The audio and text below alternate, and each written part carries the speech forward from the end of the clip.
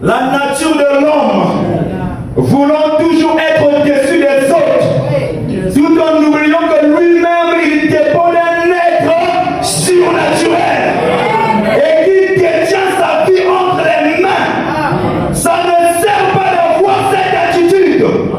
Amen.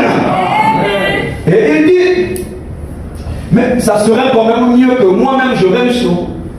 Au lieu que les 70 viennent tous ensemble sur vous. Et les habitants de Sichem trouvèrent cela bon. Il dit, oh, mais ça c'est bien. Écoutez, nous allons te proclamer roi. Mais seulement, il faut que tu tues tous les enfants de ton père. Et avec une pierre, Abimelech tua tous ses frères. Mais puisque Dieu ne manque pas de témoins, il était resté un seul, du nom de Jotham, qui avait appris et qui avait pris la fuite. Et puisqu'il était un témoin, sachant que ce que Abimelech avait fait était mal, Dieu se servit de Jotham pour aller donner un message aux habitants de Sichem. Quand il vient, il ne choisit pas n'importe quel endroit. Suivez les détails de ce message. Il choisit la montagne de Garizim. Cette montagne, c'est la même sur laquelle Josué avait prononcé les paroles de bénédiction.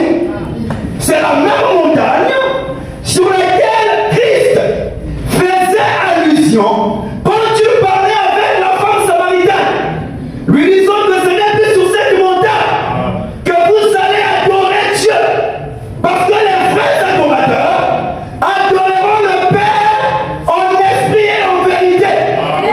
Je vais dire quoi par là? La montagne était un lieu d'adoration. Amen. C'est sur les montagnes qu'on partait adorer. N'oubliez pas le conflit entre Israël et la Syrie, où on pouvait dire que non, le Dieu d'Israël est le Dieu des montagnes. Parce que le peuple partait très souvent adorer sur les montagnes. Et donc, en référence à l'adoration, Jotham vint du haut de cette montagne. Et il leur parla en parole. Il dit, écoutez, peuple, les arbres partirent pour aller oindre un roi. C'est là notre message. Il dit à l'olivier, viens règne sur nous. Mais l'olivier répondit, règne